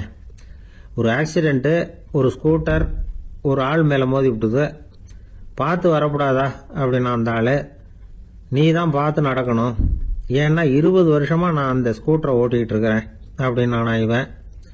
இதுக்கு அவன் சொன்னானா, நீ தான் பார்த்து ஓட்டணும், ஏன்னா 40 வருஷமாக நான் இப்படி நடந்துகிட்டு இருக்கிறேன் அப்படின்னானா. ஒரு கோவில்ல ஆன்மீக சொற்பொழிவு நடந்துகிட்டு இருக்குது. ஒரு பெரியவர் பேசிக்கிட்டு இருக்கார். கடவுளை பத்தியும் சொர்க்கத்தை பத்தியும் மனுஷனை பத்தியும் அவர் விவரமா பேசுறார். எல்லாரும் உட்கார்ந்து கேட்கறாங்க. அந்த கூட்டத்துல ஒரு தத்துவ ஞானியும் உட்கார்ந்து இருக்கிறார். அவரு அவருடைய நண்பர். பேசி முடிச்சதும் அந்த பெரியவர் மேடையை விட்டு இறங்கினார். நேரா அந்த தத்துவ ஞானி கிட்ட வந்தார். எப்படி இருந்தது என்னுடைய பேச்சு அப்படின்னு கேட்டார். நீங்க பேசினது ஒண்ணுக்கு ஒண்ணு முரண்பாடா தெரிஞ்சது அப்படின்னாரா இவரு. நான் என்ன அப்படி தப்பா பேசிவிட்டேன் அப்படின்னாரா அவரு. கடவுளை நம்புகிறவன் சொர்க்கத்துக்கு போவான்னு சொன்னீங்க, அப்புறம் நல்ல விதமா வாழறவன் சொர்க்கத்துக்கு போவான்னு சொன்னீங்க அப்படின்னாராம். இதுல என்ன முரண்பாடுன்னு கேட்டிருக்காரு அவர். இதுலதான் முரண்பாடு தெரியுது எனக்கு. அதாவது இங்க ஒருத்தன் எல்லா தப்பும் பண்ணிக்கிட்டு இருக்கிறான், அவன் வந்து கடவுளை நம்பினான்னா அவன் சொர்க்கத்துக்கு போவானா? இது என்னுடைய முதல் கேள்வி. இல்லைன்னா ஒருத்தன் வந்து எந்த தப்பும் பண்ணல, ரொம்ப ஒழுங்கா வாழ்ந்துகிட்டு இருக்கிறான், ஆனா அவன் கடவுளை நம்பல, அவன் என்ன நரகத்துக்கு தான் போவானா? கடவுள் நம்பிக்கை உள்ள ஒரு திருடன் என்ன ஆவான், எங்க போவான்? கடவுள் நம்பிக்கையே இல்லாத ஒரு நல்லவன் என்ன ஆவான், எங்க போவான்? ஒருத்தன் இங்க கடவுள் நம்பிக்கையோட வாழறது முக்கியமா அல்லது நல்லவனா வாழறது முக்கியமா? இதுதான் இவர் கேட்ட கேள்வி. இதை கேட்டதும் அந்த பெரியவர் வந்து குழம்பி போயிட்டார். அவர் சொன்னது நியாயம் தானே. கடவுளை நம்புறவன் தான் சொர்க்கத்துக்கு போவான்னா பேசாம கடவுளை நம்பிக்கிட்டு இந்த உலகத்துல எல்லா தப்பும் பண்ணிக்கிட்டு இருக்கலாமே. பேச்சாளர் குழப்பத்தோட வீட்டுக்கு போனார். படுத்து தூங்கினாரு. ஒரு கனவு வந்தது. கனவுல அவர் ஒரு ரயில்ல வேகமா போயிட்டு இருக்கிறார். எதிரில் உட்கார்ந்து இருக்கிறவரை பார்த்து நாம இப்ப எங்க போறோம்னு கேட்டார். சொர்க்கத்துக்கு போயிட்டு இருக்கிறோம் அப்படின்னாங்களாம். ரயில் போய் நின்னுது. இவர் இறங்கினார். இங்க கௌதம புத்தர் இருப்பார், சாக்ரட்டிஸ் இருப்பார், அவங்கள பாக்குறதுக்கு ஒரு நல்ல வாய்ப்பு அப்படின்னு நினைச்சுக்கிட்டே அங்கேயும் இங்கேயும் பார்த்தார். அங்க யாருமே இல்ல. ஒரே பாலைவனம் மாதிரி இருக்குது. பச்சை இல்ல, பசுமை இல்ல, பூக்கள் இல்ல, மரம்லாம் மொட்டையா நிக்குது. எலும்பும் தோலுமா சில முனிவர்கள் அங்கேயும் இங்கேயுமா உட்கார்ந்து இருக்கிறாங்க. இவர் அவங்க கிட்ட போய் இந்த புத்தர், சாக்ரட்டிஸ் இவங்க எல்லாம் எங்க இருக்கிறாங்கன்னு கேட்டாராம். அப்படி யாரும் இங்க இல்லையே, அவங்க எல்லாம் யாரு அப்படின்னு திருப்பி கேட்டிருக்கிறாங்க. இவருக்கு அதிர்ச்சியா போச்சு.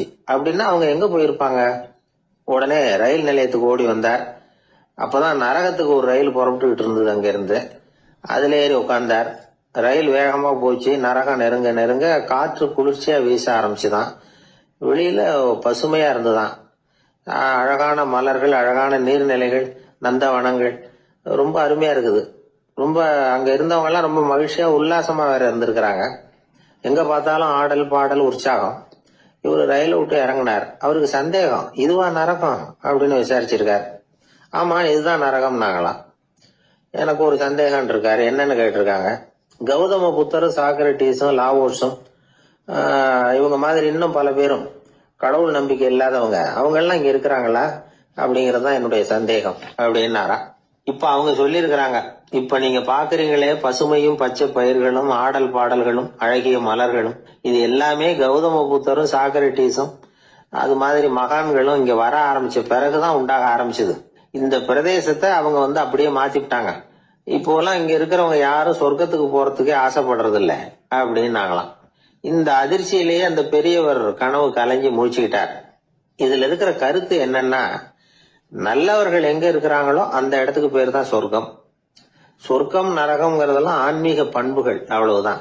ஒரு ஊர்ல 2 இணைபிரியாத நண்பர்கள். ஒருத்தன் கேட்டான், இப்ப கடவுள் நம்ம முன்னாடி உங்க 2 பேர்ல யாராவது ஒருத்தர் மட்டும் என்னோட சொர்க்கத்துக்கு வரலாம் அப்படின்னு கூப்பிட்டா நீ என்ன சொல்லுவேன்னு கேட்டானா. இவன் ரொம்ப பெருந்தன்மையா உன்னையே அழைச்சிட்டு போக சொல்லிடுவேன் அப்படின்னு இருக்கான். அப்படின்னா உனக்கு சொர்க்கம் வேணாமான்னு கேட்டிருக்கான் அவன். நீ என்னை விட்டுட்டு போனாவே அப்புறம் இந்த பூலோகமே எனக்கு சொர்க்கம் தாண்டா அப்படின்னு. குடும்பத்தில் ஒருத்தர் அனுசரிப்பு தன்மைங்கிறது ரொம்ப அவசியம். கணவன் மனைவின்னா அனுசரிச்சு போகணும்னு சொல்லுவாங்க. அதாவது ஒரு கணவன், அதுக்காக தான் அந்த காலத்துல எல்லாம் ஒரு வீட்டுக்கு மாப்பிள்ளை தேடுறதுங்கிறது ஒரு பெரிய குடும்பத்தை நிர்வகிக்கிற அளவுக்கு ஒரு கணவனா வரக்கூடிய எப்படி இருக்கணும் அப்படின்னா, அந்த காலத்துல புலி வேட்டைக்கு போகணும். ஒரு பொண்ணுக்கு மாப்பிள்ளை தேடுறதுன்னா நம்ம தமிழ் பழக்கம் என்னன்னா, காட்டுக்கு போய் ஒரு புலியை வேட்டையாடிட்டு வரணும். அந்த புலி பல்லு அல்லது நகத்தை கொண்டுட்டு வரணும் அந்த இளைஞன். அதை வீட்டில் கொடுப்பான். அதை தான் கட்டி அதை இதாக கட்டுவாங்க, மாலையா போடுவாங்க, தாலியாக கட்டுவாங்க.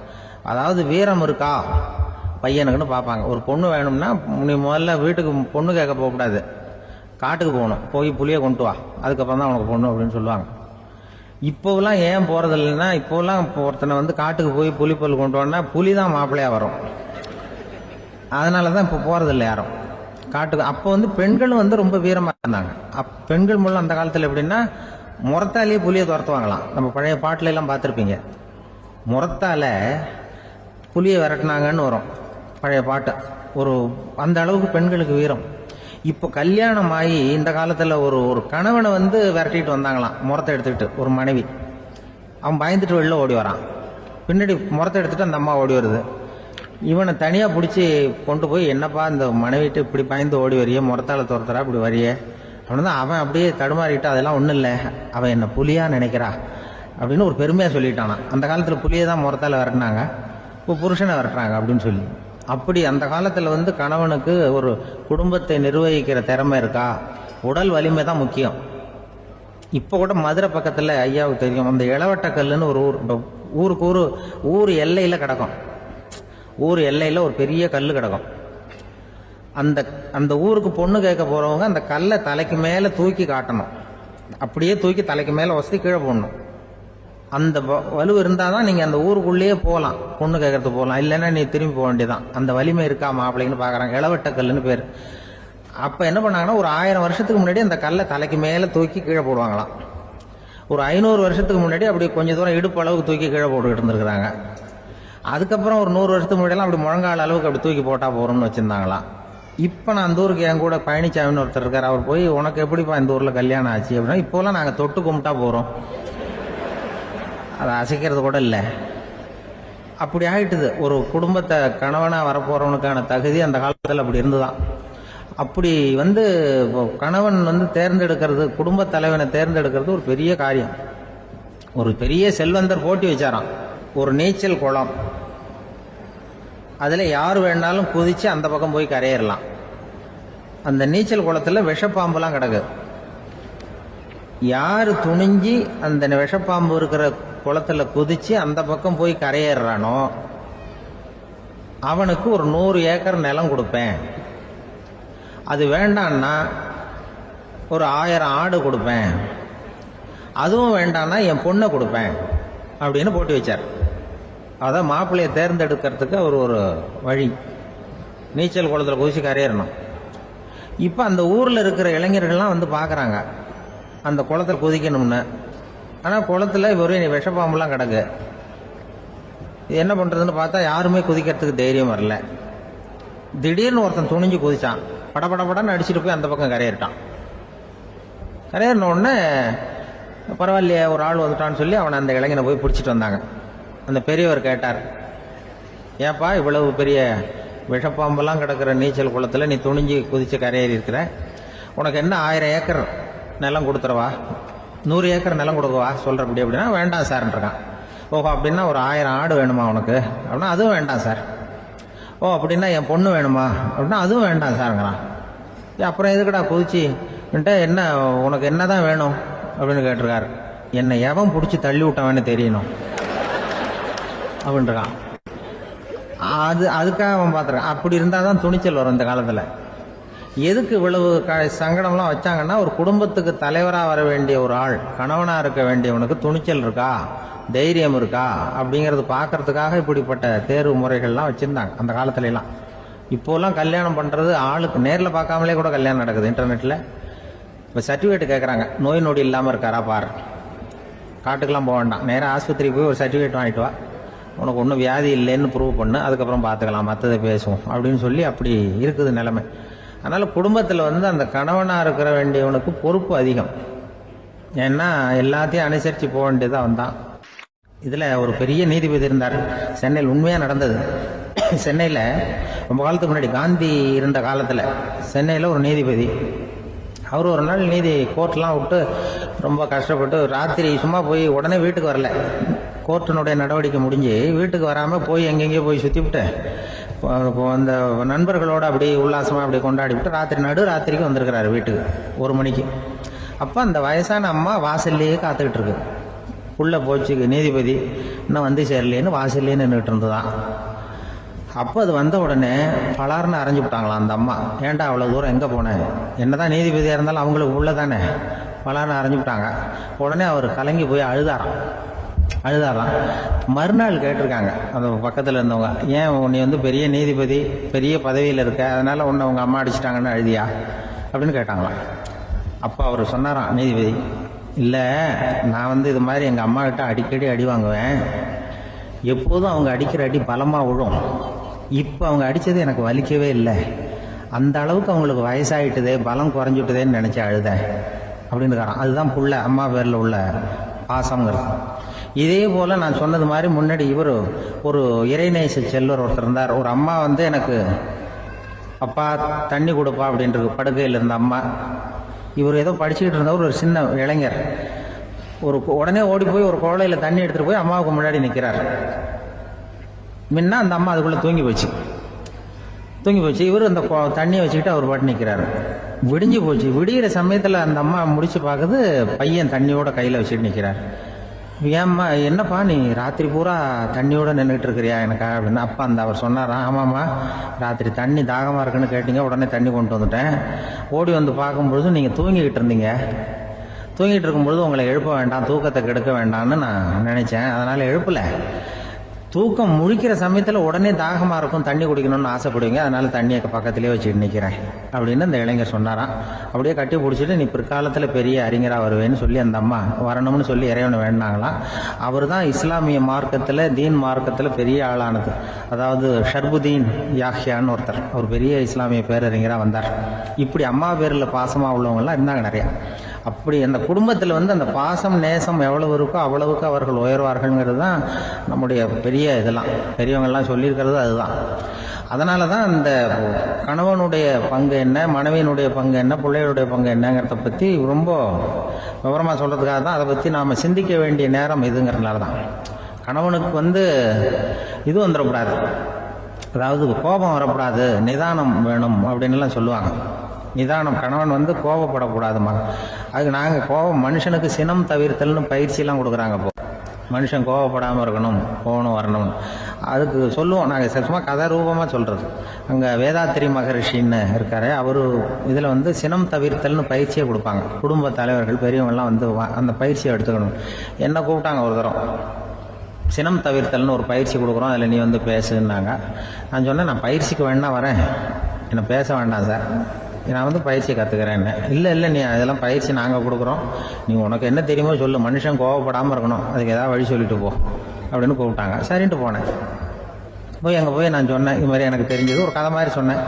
மீனம்பாக்கம் ஏர்போர்ட், அங்கே ஜப்பானுக்கு போக வேண்டிய ஒரு பிரயாணி லக்கேஜோடு நிற்கிறார் நிறையா.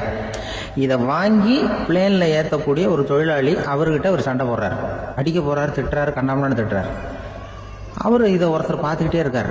அந்த சினம் தவிர்த்தல் பயிற்சி கொடுக்குற பேராசிரியர் ஒருத்தர் பார்த்துக்கிட்டே இருக்கார். இது எப்படி இவன் இந்த ஆள் அவ்வளவு கோபமாக அடிக்க போகிறான், திட்டுறான் அந்த பெரிய மனுஷன், இவர் பதிலுக்கு அவர் திட்டவே இல்லையே. கோபம் அந்த அந்த தொழிலாளி சிரிச்சுக்கிட்டே சரி சார் சரி சார் அப்படின்னுட்டே இருக்கான். இவர் லக்கேஜை வாங்கி பிளேனில் ஏற்றுற தொழிலாளி இப்போ கண்ணாவுடனே அடிக்க போகிறான், திட்டுறான், முகம் செவந்து போச்சு. இவருக்கு என்ன ஆச்சரியம்னா இந்த ஆள் இவ்வளவு கோவப்படுறான். அதை வாங்கி அந்த தொழிலாளி கொஞ்சம் கூட முகத்தில் கோபமே படலையே, சிரிச்ச முகத்தோடு இருக்கானே, இவன் நமக்கு பயிற்சி வகுப்பு எடுக்கலாம் போல இருக்க அப்படின்னு இவர் நினச்சிட்டார். ரொம்ப நேரம் அவர் கத்திக்கிட்டு இருந்தார். சரி சார் சரி சார்ன்ட்டு அதை வாங்கிட்டு அவர் போயிட்டார். போனதுக்கு அப்புறம் அவர் இந்த ஆள் அப்புறம் பிளேன் வந்தது, ஏறி அவர் போயிட்டார், ஜப்பானுக்கு போயிட்டார். அதுக்கப்புறம் இந்த சினம் தவிர்த்தல் பேராசிரியர் ஓடி போய் அந்த தொழிலாளியை பிடிச்சி கொண்டு வந்தார். இந்த பாருப்பா, நான் காலையிலேருந்து பார்த்துக்கிட்டு இருக்கேன், அந்த ஆள் உன்னை அடிக்க வந்தான், திட்ட வந்தான், இவ்வளவு கோவப்படுறான், உனக்கு பதிலுக்கு நீ கோவமே படலையே, உனக்கு கோவமே வராதா, அது எப்படி நீ சினம் தவிர்க்கிறது, எப்படி உனக்கு கோவமே வரலையா அப்படின்னு கேட்டிருக்காரு. அப்போ அந்த தொழிலாளி சொன்னாரா, அப்படி இல்லை சார், மனுஷன்னு பிறந்தா கோவம் படாமல் இருக்க முடியாது, எல்லாருக்கும் கோவம் வரும், அது அவங்கவுங்க வழியில் டீல் பண்ணுவாங்க, நான் அதை என் வழியில் டீல் பண்ணேன், அவ்வளோதான். அப்போ அவர் திட்டும் பொழுது உனக்கு கோபம் வந்தது தானே? வந்தது சார். அப்போ அது எப்படி டீல் பண்ணேன்னு கேட்டிருக்காரு. அப்போ இவன் சொன்னான், நான் ஒன்றும் இல்லை சார், அந்த அந்த பிரயாணி இப்போ ஜப்பானுக்கு போயிட்டு இருக்கார், அவர் லக்கேஜ்லாம் அமெரிக்கா போயிட்டு இருக்கு.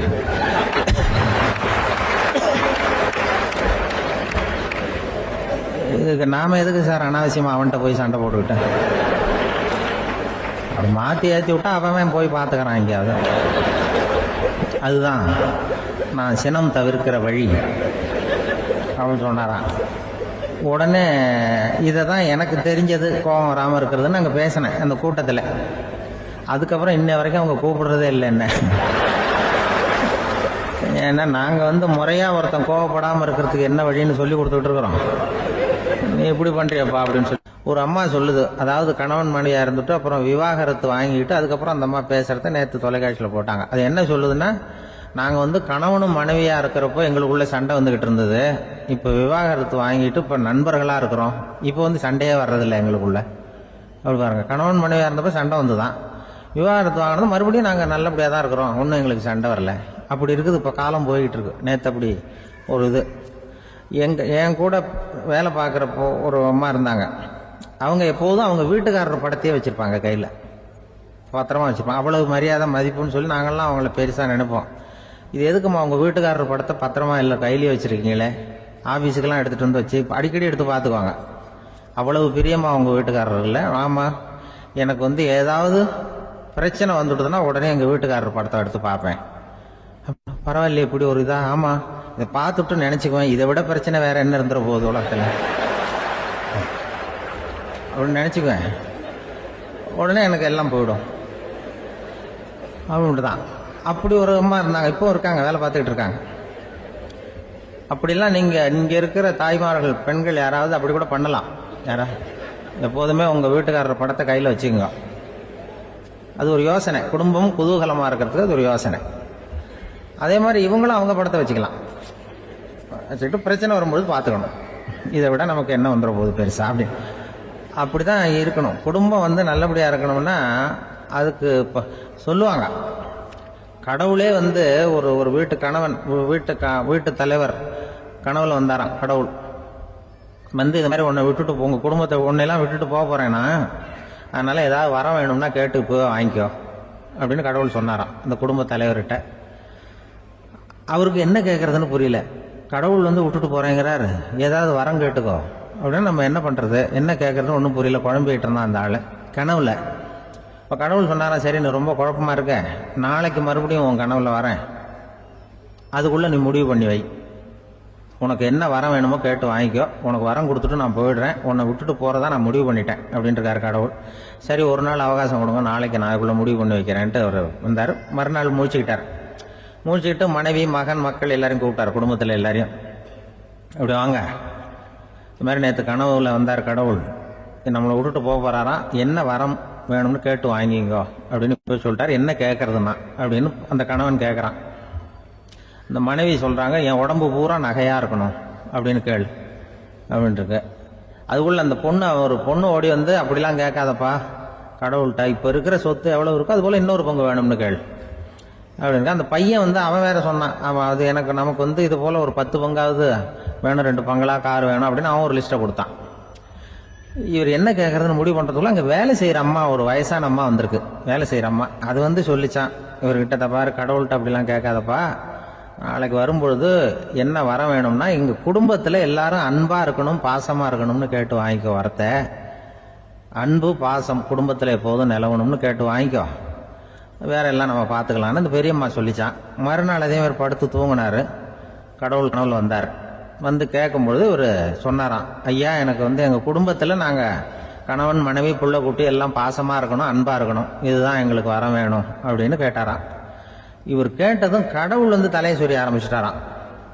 ஏன் என்ன யோசிக்கிறீங்கன்னு கேட்டிருக்காரு. நீங்கள் அன்பாக பிரியமாக இருந்தீங்கன்னா அப்புறம் ஏன் நான் உங்களை விட்டுட்டு போக போகிறேன்? நான் ஏற்கனவே இல்லைங்கிறதுனால தான் உங்களை விட்டு போகலாம்னு முடிவு பண்ணியிருந்தேன். இப்போ நீங்கள் ஏற்கனவே பாசமாக இருந்தீங்கன்னா நான் இனிமேல் போக மாட்டேன், அதனால் ஏன் முடிவை மாற்றிக்க வேண்டியதுதான், உங்கள் கூட தான் இருக்க போகிறேன்னாராம். இப்படி ஒரு கதை சொல்லுவாங்க. அதனால் ஒரு குடும்பத்தில் அந்தந்த உறவு முறைகள் சரியாக இருக்கிற வரைக்கும் எல்லாம் நல்லாயிருக்கும். அங்கே தான் இறைவன் வாழும் இல்லம்ங்கிறாங்களே, அதுதான் அது. அதில் அந்த குடும்ப தலைவருங்கிறவர் கணவன் அப்படிங்கிறதுனால அவருக்கு தான் பொறுப்பு. அவருக்கு நிறைய சகிப்புத்தன்மை வேணும், கோபம் வரக்கூடாது, யார் என்ன சொன்னாலும் போட. சில கணவன்மார்கள் எது சொன்னாலும் மனைவி தட்டுறதில்லை. அங்கே போனால் போவாங்க, எதுக்கு போக சொல்கிறேன்னு கேட்கறதில்ல, போகிறது. இங்கே வான்னா வர்றது. திருவள்ளூர் மனைவி இருந்தாருன்னு சொல்கிறாங்கல்ல, அது மாதிரி. அது எப்படின்னா ஒருத்தர் சொன்னார், அது அப்படி இல்லை, அதுக்கு ஒரு கதை சொன்னார். ஹிட்லர் வந்தாராம் ஒரு தடவை. ஒரு பெரிய கப்பல் மேலே, கப்பலுடைய மேல் தளத்தில் ஹிட்லர் வந்துகிட்டு இருக்காரு. ஒரு இங்கிலீஷ் கேப்டன் எதிரில் நிற்கிறான். அவனுக்கு பெரிய ஆச்சரியம், இந்த ஆள் எப்படி இப்படி ஒரு தனி மனிதனாக இருந்துக்கிட்டு உலகத்தையே இப்படி இந்த பாடுபடுத்துறாரு அப்படின்னு சொல்லி, உன்னுடைய வெற்றிக்கு என்ன காரணம்னு கேட்டாராம் அந்த இங்கிலீஷ் கேப்டன். இப்போ ஹிட்லர் சொன்னாராம், என்னுடைய வெற்றிக்கு காரணம் என்கிட்ட வேலை செய்கிற ஊழியர்கள். நான் கிழிச்ச கோட்டை தாண்ட மாட்டாங்க, நான் என்ன சொல்கிறேனோ அதை உடனே செய்வாங்க, ஏன் எதுக்குன்னு எதிர்த்து பேச மாட்டாங்க, அதுதான் என்னுடைய வெற்றிக்கு காரணம் அப்படின்னு சொல்லி அதை நிரூபித்து காட்டுறேன் பார் அப்படின்னு சொல்லி கையை தட்டினாராம் ஹிட்லர். உடனே ஒரு சிப்பாய் எங்கேருந்து லெஃப்ட் ரைட் போட்டு சல்யூட் பண்ணி நின்னான். உடனே ஹிட்லர் சொன்னார், நீ அப்படியே அந்த கப்பல் மேல் தளத்துலேருந்து அப்படி கடலில் செத்து போடா அப்படின்னு பொத்துன்னு குதிச்சுட்டான். எதுக்கு சொல்கிறேன் என்ன இதில், உடனே குதிச்சு செத்து போட்டான். இவருக்கு பெரிய ஆச்சரியம் கேப்டனுக்கு. ஹிட்லர் சொன்னார், இதுதான் என்னோட வெற்றிக்கு காரணம், தப்பார் இன்னொருத்தனை கூப்பிட்றேன் அப்படின்னு தட்டினா இந்த பக்கத்துலேருந்து ஒருத்தன் வந்தான், லெஃப்ட் ரைட் நின்னா, நீ இப்படி குதிச்சு செத்து போடா அப்படின்னு பொத்துன்னு குதிச்சுட்டான். எதுக்கு போக சொல்கிறீங்கன்னு ஒன்றுமே கேட்கல, குதினா உடனே குதிச்சுட்டான். அப்போ ஹிட்லர் சொன்னார், இதே மாதிரி என்னுடைய ஒவ்வொரு ஊழியர்களும் இருக்கிறாங்க, நானும் ஊழியர்களை இழக்கிறதுக்கு தயாராக இல்லை, தப்பாருக்கு தயாராக இருப்பேன் எப்போதும், தப்பார் இன்னொருத்தர் தட்டுறேன்னு இன்னொருத்தர் வந்தார். எதிர்த்தாவில் இருந்து ஒருத்தன் லெஃப்ட் ரைட் சல்யூட் அடிச்சான். நீயும் குதிச்சு செத்து போடான்னு இருக்காரு ஹிட்லர். இவனால பொறுக்க முடியல, இந்த இங்கிலீஷ் கேப்டன் அனாவசியமா ஒவ்வொருத்தனா குதிச்சுடுறானேன்னு சொல்லி ஓடி போய் அவனை குதிச்சிட்டான். குதிக்கிறதுக்கு முன்னாடி பிடிச்சி தனியாக எடுத்துட்டு போட்டான். தனியாக எடுத்துட்டு போய் அந்த சிப்பாய்கிட்ட கேட்டாரான் அந்த இங்கிலீஷ் கேப்டன், ஏன்ப்பா அந்த ஆள் குதிக்க சொல்றான்னா நீ ஏன் எதுக்குன்னு கேட்கறது இல்லையா, உடனே குதிச்சு செத்து போறீங்களே, இதெல்லாம் என்ன அநியாயம் அப்படின்ட்டு இருக்கான் அந்த இங்கிலீஷ் கேப்டன் கையை பிடிச்சிட்டு. உடனே அந்த சிப்பாய்க்கு கோவம் வந்துட்டு தான், உடையா கைய, இவன்ட்ட வேலை பார்க்கறத விட உழுந்து செத்து போகலான்னு நான் குதிக்கிறான், என்ன அனாவசியமா எதுக்கே இருக்க சொல்றேன் அப்படின்னு சொல்லி குதிச்சுட்டானா. அதனால இந்த உடனே சொல்றதை செய்யறாங்க பாருங்க, அவங்கள நம்பக்கூடாது. கணவன்மார்களுக்கு ஒரு எச்சரிக்கை, சொல்றத உடனே செஞ்சிருவாங்க மனைவி, நீ அங்க போனா போங்க வரணும் அது ஹிட்லர் மாதிரி நினைக்கிறாங்கன்னு அர்த்தம். இதுகிட்ட பேசிக்கிட்டு இருக்கிறத விட சொல்றதை செஞ்சுட்டு போடுவோமே, அப்படி சமாளிக்கிற கணவன்மார்கள் உண்டு. குடும்பத்துல அப்படிலாம் இருந்து சமாளிக்கிறாங்க. இந்த உலகத்துல எத்தனை வகையான மனிதர்கள் இருக்கிறாங்க, ஒவ்வொரு மனிதனுமே ஒவ்வொரு வகை அப்படிங்கிறாங்க விஞ்ஞானிகள். மனிதர்களை 3 வகையா பிரிக்கலாம் அப்படின்னு சொல்றாங்க மெய்ஞானிகள். இவங்களை பத்திலாம் ஏற்கனவே நாம பேசியிருக்கிறோம். இப்ப டாக்டர் எட்வர்டு பேட்ச் அப்படிங்கிற நிபுணர் என்ன சொல்றாரு தெரியுமா, மனிதர்களை 7 வகையா பிரிக்கலாம்ங்கிறார். மனிதர்களின் மனநிலை அடிப்படையில அவங்களை 7 விதமா வகைப்படுத்துறார் அவர். சரி, அது என்ன 7 வகை? முதல் வகை என்னன்னா பயந்த குணம் உள்ளவங்க. சார் ரொம்ப பயந்த சுபாவம், வீட்டுல கூட வாயே திறக்க மாட்டார், சாப்பிட போறப்ப மட்டும்தான் கொஞ்சம் வாயை திறப்பார், அப்புறம் மூடிக்குவார் அப்படின்னு சில பேரை பத்தி நாம பேசிக்கிறது உண்டு. இவங்கெல்லாம் இந்த வகை, அதாவது பயந்த குணம் உள்ளவர்கள் அப்படிங்கிற முதல் வகை. சரி, 2வது வகை என்னன்னா சஞ்சலப்படுகிறவர்கள், எதுக்கு எடுத்தாலும் கலக்கம் குழப்பம், இப்படியே காலம் தள்ளிட்டு இருப்பாங்க, பல பேர் பார்த்திருப்பீங்க, அவங்கெல்லாம் இந்த வகை. 3வது வகை என்னன்னா யதார்த்த உலகை மறந்து கற்பனை உலகத்திலேயே மிதக்கிறவங்க, இளைஞர்கள் கவிஞர்கள், இப்படி பல பேர் இருக்கிறாங்க, எப்ப பார்த்தாலும் கற்பனை உலகத்திலேயே மிதந்துகிட்டு இருப்பாங்க. கிட்டத்துல போய் என்னங்க ஒரு மாதிரியா இருக்கிறீங்க அப்படின்னு கேட்டு பாருங்க. அவங்களெல்லாம் ஏதோ ஒரு அற்ப புழுவை பாக்குறது மாதிரி உங்களை பார்ப்பாங்க. அதுவும் அந்த வானத்து நிலாவை பாருங்கள், அது என்னை வா வான்னு கூப்பிடுது, எனக்கு சீக்கிரத்துல ஒரு நாள் சிறகுகள் முளைக்கும், சிறகடித்து வானத்துல பறந்து போவேன், அந்த செல்ல நிலாவை கொஞ்சிவிட்டு வருவேன், இப்படிலாம் பேசிட்டு இருப்பாங்க. கொஞ்சிறது அப்புறம் இருக்கட்டும், இப்ப கஞ்சிக்கு வழியே பாருப்பா அப்படின்னா அதை காதுல வாங்க மாட்டாங்க. நாம ஏதோ இந்த உலகத்தை அனுபவிக்க தெரியாதவர்கள் மாதிரி நம்மளை அவங்க கவனிப்பாங்க. இப்படி ஒரு ரகம். 4வது வகை மனிதர்கள் எப்படின்னா, இவங்க தனிமை உணர்வு மிக்கவர்கள். இவங்க மற்றவங்களோட இயல்பா நெருங்கி பழகிறதில்ல, தான் உண்டு தன்னுடைய வேலை உண்டுன்னு இருந்துட்டு போறவங்க. அடுத்த வீட்டுல இருக்கிறவர் யார் அப்படின்னு கேட்டா கூட அடுத்த வீடுன்னு ஒண்ணு இருக்கா அப்படிங்கறது மாதிரி நம்ம முகத்தை பார்ப்பாங்க. அவங்க கிட்ட மேற்கொண்டு நாம என்னத்தை பேச முடியும்? இப்படி ஒரு வகை. 5வது வகை மனிதர்கள் எப்படின்னா, இவங்க மற்றவங்க செல்வாக்குக்கு உட்பட மறுப்பவர்கள். அடுத்தவங்களோட செல்வாக்குக்கு இவங்க ஆட்படுறதில்ல. நான் யார் தெரியுமான்னு கேட்டா அதை தெரிஞ்சுட்டு எனக்கு என்ன ஆக போகுதும்பாங்க. இவங்கெல்லாம் அந்த ரகம். 6வது வகை மனிதர்கள் எப்பவும் எதுலையும் பற்று இல்லாம இருக்கிறவங்க. இது ஒரு துறவு மனப்பான்மை. இயல்பாவே சில பேர் இப்படி உண்டு, அவங்களுக்கு எதுலயும் ஒரு ஈடுபாடு இருக்காது. அப்படிப்பட்டவங்க எல்லாம் 6வது வகை. 7வது வகை மனிதர்கள் மற்றவங்க கவலைய தன்னுடையதா ஆக்கிக்கிட்டு கவலைப்படுறவங்க. இவங்கெல்லாம் மகாத்மாக்கள். தாம் வேறு அடுத்தவங்க வேறு அப்படிங்கிற எண்ணம் இவங்களுக்கு வர்றதில்லை. அதனால அடுத்தவங்களுக்கு ஒரு துன்பம் வந்ததுன்னா இவங்களால சும்மா இருக்க முடியறதில்லை. ஆக கூடி இப்படி 7 விதமான மனிதர்களை அடையாளம் காட்டுறார் அந்த நிபுணர். இதுல நாம எந்த வகையில வர்றோம் அப்படிங்கறத நாம தான் அடையாளம் கண்டுபிடிக்கணும். எனக்கு தெரிஞ்ச ஒரு மனிதர் உண்டு. அவர் ஒரு வித்தியாசமான வகை. எதையும் நடைமுறை சாத்தியமா சிந்திக்கிறவர். எப்பவும் அடுத்தவங்களும் நல்லா இருக்கணும், நாமும் நல்லா இருக்கணும் அப்படின்னு ஆசைப்படுறவர். அவருக்கு ஒரு சமயம் திடீர்னு உடம்பு சுகம் இல்லாம போயிட்டுது. டாக்டர் கிட்ட போனார், பணம் கொடுத்தார், வைத்தியம் பார்த்துக்கிட்டார். அவர் எழுதி கொடுத்த மருந்து சீட்டை வாங்கினார். ஒரு மருந்து கடைக்கு போனார், பணம் கொடுத்தார், மருந்து வாங்கினார். அதை எடுத்துட்டு வீட்டுக்கு வந்தார். அதுக்கப்புறம் அந்த மருந்து அவர் சாப்பிடணும்ல, சாப்பிடவே இல்லை, அப்படியே சும்மா வச்சுட்டார். அவரை பார்த்து கேட்டேன், ஏன் சார் இப்படி பண்றீங்க, வீண் செலவு தானே இது, நீங்க ஏன் டாக்டர் கிட்ட போய் பணம் செலவு பண்ணுனீங்கன்னு கேட்டேன். அவர் சொன்னாரு, டாக்டர் வாழணும் இல்லையா, அதனாலதான் அப்படின்னார். சரி, அப்புறம் ஏன் மருந்து வாங்கினீங்க அப்படின்னு கேட்டேன். மருந்து கடைக்காரர் வாழணும் இல்லையா, அதனாலதான் அப்படின்னார். சரி, அப்புறம் ஏன் வாங்கின மருந்து சாப்பிடாம வச்சுட்டீங்க அப்படின்னதுக்கு, நான் வாழணும் இல்லையா அதனாலதான் அப்படின்னார். இவர் வாழ்க்கையை புரிஞ்சுக்கிட்டவர். இப்படி வாழ்க்கையை புரிந்து கொண்டு வாழ தெரிஞ்சுக்கணும். எந்த வகை மனிதர் நாம் அப்படிங்கறத புரிஞ்சுக்கிட்டு வாழ்ந்தோம்னா வாழ்க்கையில வெற்றி நிச்சயம். ஒரு அரசன், அவனுக்கு வயசாயிட்டுது. அதனாலேயே இந்த கவலை, பயம் எல்லாமும் அதிகமாயிட்டுது. மரண பயம், ராத்திரியில சரியா தூங்க முடியல, இப்படி ஆயிட்டுது நிலைமை. அந்த அரசன் ஏற்கனவே எப்படின்னா, போர்க்களங்கள்ல எத்தனையோ பேரை ஓட ஓட விரட்டி இருக்கிறான். இருந்தாலும் இப்ப அந்த துணிச்சல்லாம் எங்கேயோ போயிட்டுது. பேசாம படுத்திருக்கிறான். அப்படியே படுத்தாலும் தான் தூக்கம் வர மாட்டேங்குது. என்ன பண்ணலாம்னு யோசிச்சான் இந்த மன்னன். உடனே எல்லா அமைச்சர்களையும் கூப்பிட்டான். எனக்கு நிம்மதி இல்லை, எதை நினைச்சாலும் பயமா இருக்கு, எனக்கு ஒரு ஆலோசனை சொல்லுங்க அப்படின்னா. என்ன ஆலோசனை வேணும் அப்படின்னு சொல்லி கேட்டாங்க. எனக்கு ஒரு நெருக்கடியான சந்தர்ப்பம் ஏற்பட்டு போச்சுன்னு வச்சுக்கோங்க.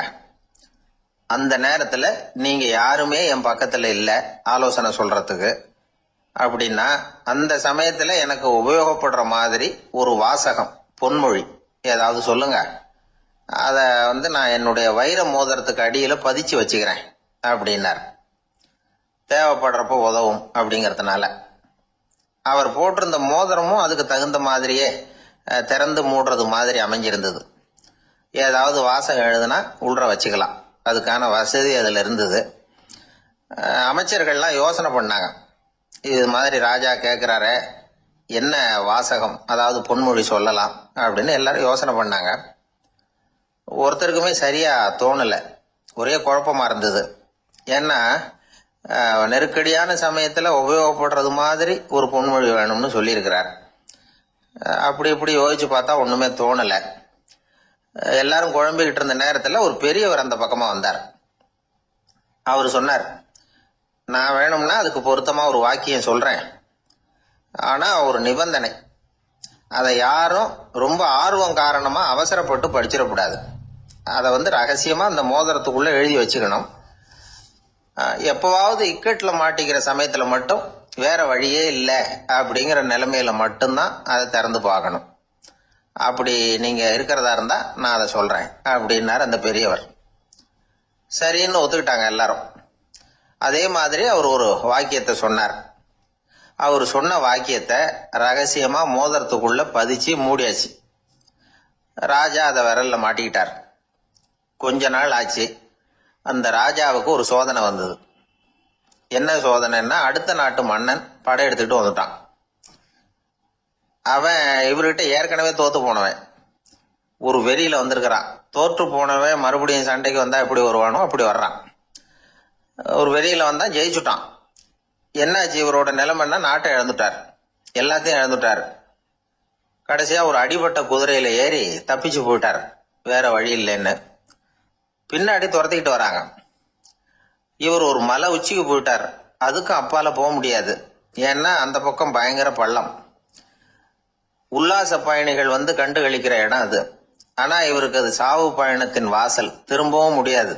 அவ்வளவு குறுகிய பாதை அது, வேற வழியே இல்லை. இந்த நேரம் சூரிய ஒளி மோதிரத்துல பட்டு மின்னிச்சு. உடனே இவருக்கு ஞாபகம் வந்தது. மோதிரத்தை திறந்து படிக்கிறார். அதுல இருந்த வாசகம், இந்த நிலையும் மாறிவிடும், this too will pass away. அவருக்கு ஒரு தைரியம் வந்தது. பின்னாடி வந்தவங்களும் திசை மாறி வேற எங்கேயோ தேடி போயிட்டாங்க. அவங்க விரட்டிக்கிட்டு வரலன்னா இவ்வளவு அழகான ஒரு இடம் இருக்கிறதே எனக்கு தெரியாம போயிருக்குமேன்னு நினைச்சார். இவ்வளவு அழகை ரசிக்கிறதுக்காக ஒரு நாட்டையே கூட இழக்கலாம்னு தோணுச்சு அவருக்கு. அமைதியா அந்த அழகை ரசிச்சார். எதிரிகள்லாம் எங்கேயோ போயிட்டாங்க. மன்னர் நாடு திரும்பினார். மறுபடியும் படைகளை திரட்டினார். கொஞ்ச நாள்ல படை எடுத்துக்கிட்டு போனார். யாருகிட்ட தோத்து போனாரோ அவரையே வெற்றி கண்டு திரும்பி வர்றார். வரவேற்பு விழா பிரமாவப்படுது. ஆடல் பாடல் கோலாகலம். இதை பார்த்தது அந்த ராஜாவுக்கு தலைகால புரியல. நம்மள இனிமே யாராலையும் ஜெயிக்க முடியாதுன்னு நினைச்சார். அகம்பாவம் லேசா எட்டி பார்த்தது. இப்ப மறுபடியும் சூரிய ஒளிப்பட்டு மோதிரம் மின்னிச்சு. அதை திறந்து மறுபடியும் படிக்கிறார். இந்த நிலைமையும் மாறிவிடும், this too will pass away. அவ்வளவுதான். அவர் மனசு அடங்க ஆரம்பிச்சுட்டது. ஆணவம் போயிட்டுது. இதுல இருந்து நாம தெரிஞ்சுக்க வேண்டியது என்னன்னா, எந்த சூழ்நிலையிலையும் நாம கவலைப்பட வேண்டியதில்லை. ஏன்னா இங்க எதுவுமே நிரந்தரம் இல்லை. அந்த ராஜா மாதிரியே நம்ம ஆளு ஒருத்தன் ஒரு மோதிரம் போட்டிருந்தான். அதுக்குள்ள அவன் எழுதி வச்சிருந்த வாசகம், எதுக்கும் கவலைப்படாதே அப்படிங்கிறது தான். ஒரு நாள் பயங்கரமான கவலையோட உட்காந்துருந்தான். பக்கத்துல இருந்தவங்க சொன்னாங்க, இது மாதிரி சந்தர்ப்பத்துல தான் நீ உன் மோதிரத்தை திறந்து பார்க்கணும்னாங்க. இவனுக்கு கவலையோட எரிச்சலும் சேர்ந்துக்கிட்டது. அது எப்படி முடியும், இப்ப திருட்டு போனது என்னோட அந்த மோதிரம் தானே அப்படின்னு சொல்லிவிட்டு தலையில கை வச்சுட்டு உட்காந்துட்டான். இப்படிலாம் சொல்றது உண்டு. இருந்தாலும் நாம